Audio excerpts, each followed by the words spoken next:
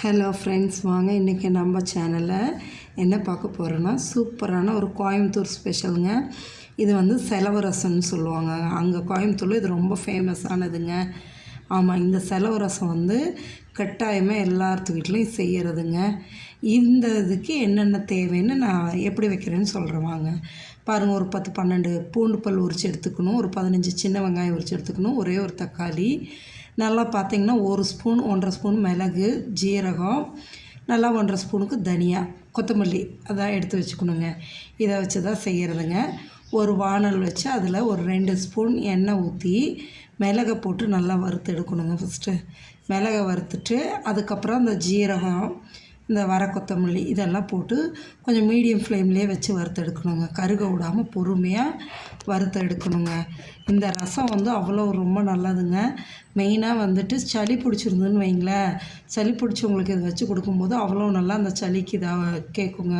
சளி கிளியராகவும், ஜுரம்லாம் வந்தது, காய்ச்சல் வந்திருந்துன்னு வைங்களேன், அந்தமாரி உடம்பு சரியில்லாதவங்களுக்கும் இந்தமாரி ரசம் வச்சு கொடுப்பாங்க. அதோட குழந்த பிறந்தவங்களுக்கும் இந்த ரசம் தாங்க 4-5 நாளைக்கு இந்த செலவு ரசம் தான் வச்சு கொடுப்பாங்க. ஏன்னு கேட்டிங்கன்னா, இது உடம்பு வலியில் பெயின் நல்லா கேட்கும்.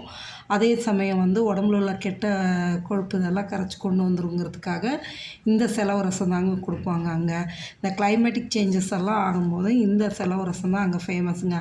பாருங்கள், இப்போ நல்லா வறுத்து அதை எடுத்து ஒரு பிளேட்டில் தனியாக ஆற வச்சுட்டு, அதுக்கப்புறம் நம்ம அந்த பூண்டு சின்ன வெங்காயம் எல்லாம் இருக்குது இல்லைங்களா, அதையும் போட்டு அதே எண்ணெயில் நல்லா பொறுமையாக வதக்கிடுங்க. அது கலர் மாறி வர அளவுக்கு நல்லா வதக்கிடுங்க.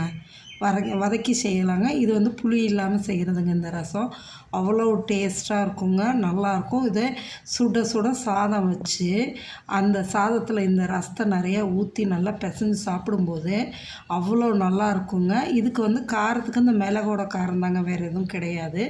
அவ்வளோ டேஸ்ட்டாகவும் இருக்கும், உடம்புக்கு அவ்வளோ நல்லதுங்க. ஊற்றி சாப்பிட்டோம்னு வைங்களேன், சளியெல்லாம் நல்லா இதாகிடுங்க, உடம்பும் நல்லா கலகலன்னு இருக்கும். பாருங்கள், இப்போ இதை வறுத்ததை எல்லாத்தையும் நம்ம போட்டு அரைச்சாச்சு. கொஞ்சோண்டு மஞ்சத்தூள் போட்டு அரைச்சிட்டேங்க.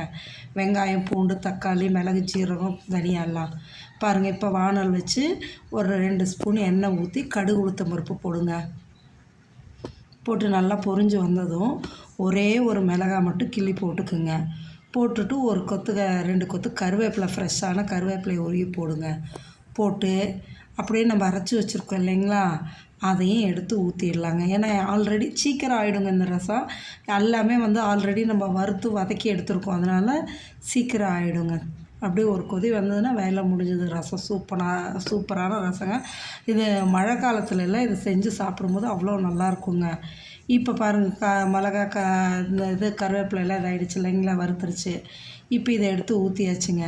நல்லா ஊற்றி அந்த எண்ணெயிலே 2 பெரட்டு விட்டுட்டு பாருங்களேன், அவ்வளோ அந்த அரைச்சி எடுக்கும் போதே மணமாக அவ்வளோ நல்லாயிருக்கும். இப்போ வானலில் போட்டு கிளறும்போது அதோட ஸ்மெல் வந்து அந்த அளவு வருதுங்க, அரோமா அவ்வளோ நல்லாயிருக்கும். இப்போ அந்த மிக்ஸி ஜார்லேயே தண்ணி ஊற்றி நல்லா அலசி எடுத்து ஊற்றிக்கிங்க. எதுவும் சுத்தமாக வேஸ்ட் ஆக்காதீங்க. அதையும் கழுவி ஊற்றிடுங்க. ஊற்றி நம்மளுக்கு தேவையான அளவு நல்லா தண்ணியாகவே வச்சுக்கலாங்க. ரசம் ஊற்றி சாப்பிட்ற அளவுக்கு நல்லா தண்ணியாக வச்சுருங்க. அப்போ தான் நல்லாயிருக்குங்க. இதுக்கு தேவையான அளவு உப்பு போட்டாச்சுங்க.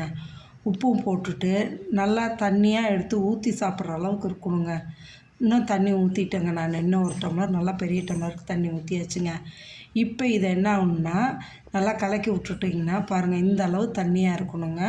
இன்னுமே உங்களுக்கு தண்ணி வேணுனாலும் ஊற்றிக்கலாம். நான் எனக்கு இந்த அளவு போதும்னு வச்சுருக்கேங்க. காரம் வந்து உங்களோட சாய்ஸுங்க, கொஞ்சம் அதிகமாக வேணாலும் வச்சுக்கலாம்.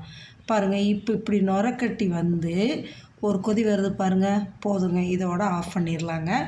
இதில் வந்து இந்த ஸ்டேஜில் கொத்தமல்லி தழை வந்து நல்லா நறுக்கி போட்டுட்டோம்னா இன்னும் நல்லா இருக்குங்க. நான் கொத்தமல்லி தழை இல்லை, அதனால் கருவேப்பிலையே பொடியாக நறுக்கி ஃப்ரெஷ் கருவேப்பிலையே போட்டிருக்கேங்க. இப்போ நம்ம கேஸை ஆஃப் பண்ணி எடுத்து ஒரு கிண்ணத்தில் ஊற்றிக்கலாங்க. சூப்பரான செலவு ரசம் ரெடிங்க. இது வந்து மருந்து குழம்புக்கு ஈக்குவலானதுங்க. ஆமாம், சளிக்கு, காய்ச்சலுக்கு, இந்த உடம்பு வலிக்கு, குழந்த பிறந்தவங்களுக்கெல்லாம் இதுதான் கொடுப்பாங்கங்க. அதனால் நீங்களும் மறக்காமல் செஞ்சு சாப்பிட்டு பார்த்துட்டு சொல்லுங்கள். மறக்காமல் நம்ம சேனலை சப்ஸ்கிரைப் பண்ணுங்கள். தேங்க்யூ.